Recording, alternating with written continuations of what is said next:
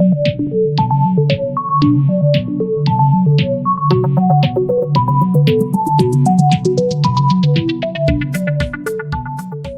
being able to sort of cope, and the knock-on effect of that to other companies is great. So yeah, it depends how the whole thing plays out and how markets are impacted by, let's say we've seen some good indication of a vaccine and that kind of things. So yeah, I think it'd be interesting to see how that plays out in the 12 months.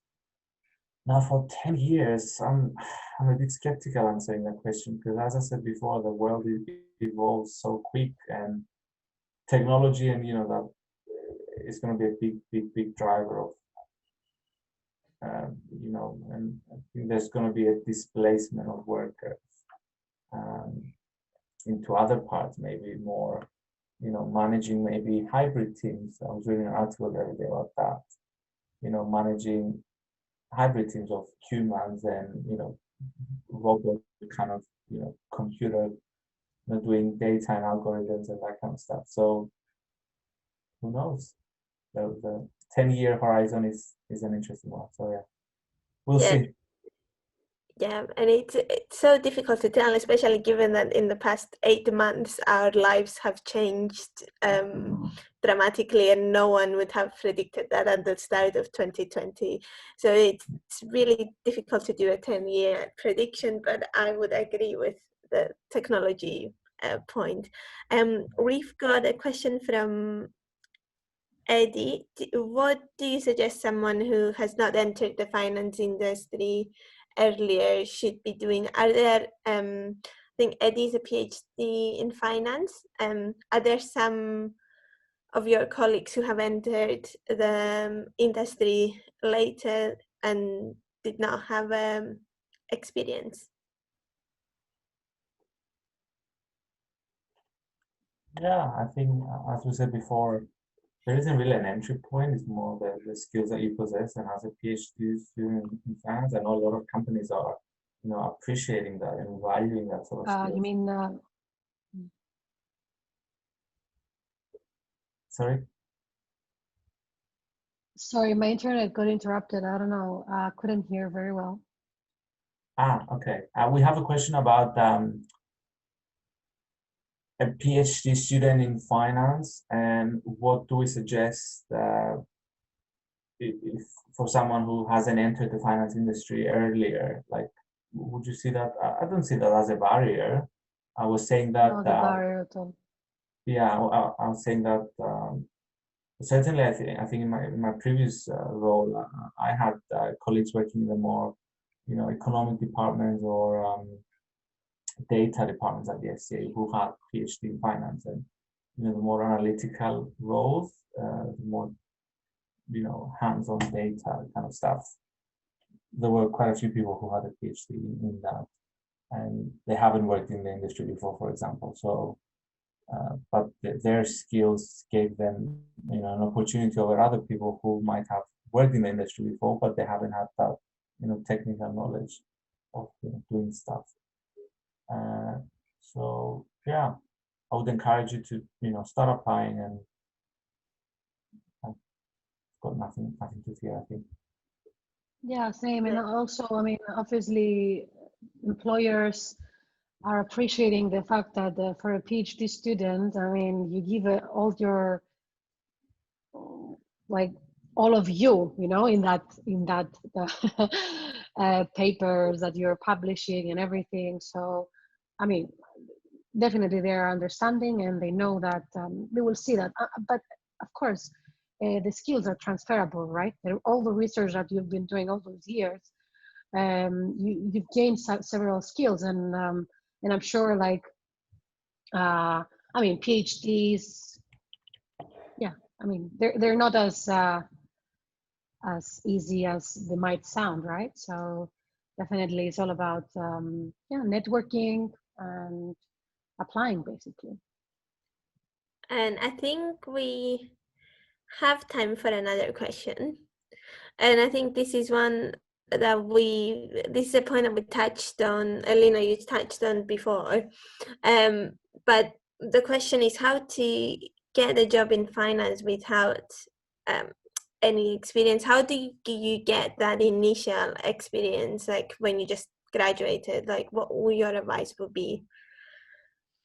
Okay, sure. Because, well, as I mentioned maybe earlier, well, for me at least, my background is like, okay, I might had like a 4-week summer placement, but that didn't really put me into having the work experience I wanted in order for me to get into the finance industry. So as I mentioned, it was very, very difficult for me to be successful in an application because of the competition. So I remember myself actually, I was literally chasing every single networking event. And yeah, I was going there, like, for example, meeting with people from JP Morgan or people from Morgan Stanley. And it's all about like your eagerness to learn. And I remember I was like, I believe I'm still am, but I was like that role of a career woman. I really wanted to be a career woman. So I was very eager to ask questions, and even when I was meeting people from the industry there, you know, even a simple chat, and then I remember I was asking, you know, a way to connect, as in an email or LinkedIn, and then even actually there were some cases where the professionals they were giving their business cards to myself and said, oh, if you're interested, you know, send me your CV, and then they were asking my CV, right? So yes, exactly, better. So your network is your net worth. So yeah, that's my advice. Um, Even if you don't have work experience, you can still network, and then yeah, you never know. The world is so small that I mean, if you make an impression, they will definitely remember not only your face but your character. Yeah. It's so inspiring. And Satiris, what was your experience like, and what would your advice be? Yeah, uh, actually, again, very resonated with it as well. I remember running for every single event, and networking is, underestimated sometimes. The power of that, the connections that you can make and you can leverage, and yeah, you'd be amazed at what networking can do for you. Um, so uh, definitely talk to a lot of people, friends and people in your sort of class and everything. Attend stuff, be curious, read online, LinkedIn. There's just so many resources out there to help you get closer to where you want to be. And yeah, you shouldn't feel like you have a barrier because you've got no job or work experience. But if you've got the skills and you impress people with the extracurricular stuff that you do, and that will put you much more forward as opposed to other candidates. So yeah, that's my sort of short advice. But I echo what Elena said as well. So yeah. Nice. And I think this is a great note to end that. So try your best, keep applying if you're getting rejected, leverage this time that you've got at home to like make connections through LinkedIn, join your networking events. Like, I'll say what I said again, that I think this is a great opportunity to just do your networking from your living room, not requiring extra effort. So good luck to everyone. And I want to thank Elena and Satiris for this amazing session. Thank you guys for joining us. It was a pleasure to have you. Thank you for the invitation. And also a big thank you to the organizers, Beehive and Hive Consulting, for bringing us all together today. And guys, if you feel comfortable, we will usually take a picture to remember this event and share it in our network. So if you feel comfortable opening up your camera for a picture, that would be great. If not, that's absolutely fine. I would also like to give a big shout out to Loughborough Finance and Investment Society for inviting their students to join us today.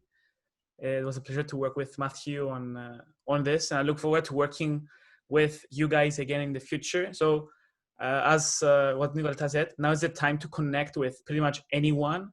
So imagine if you want to organize an event, you can bring Tony Robbins, you can bring the CEO of, I don't know, JP Morgan. So through this event, you got to meet two incredible individuals that I really, three amazing individuals, Nicoletta, Alina, and Sodiris, who I really admire, super hardworking, consistent. So connect with them, get to know them, and be inspired from their own story. And yes, as Nicoletta said and the speakers mentioned, you gotta network, you gotta join a community, and you gotta invest in yourselves and in your development. So with that, Nicoletta, you can tell me when to take the screenshot. Okay, are you guys ready? I'm gonna count. Right. Okay. 3, 5. I'm gonna start from 5. 5, 4, 3, 2, 1.